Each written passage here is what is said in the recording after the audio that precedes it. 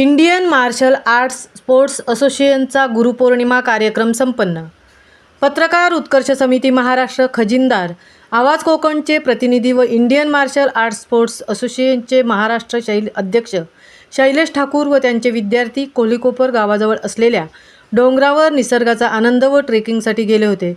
पण आज खूप जोराचा पाऊस असल्याकारणाने पोलीस प्रशासनाने सतर्कतेचा इशारा दिल्यामुळे तिथे असलेल्या महादेव मंदिर व गुरुदेव दत्त मंदिरात दर्शन घेऊन गुरुपौर्णिमेचा कार्यक्रम साजरा करण्यात आला.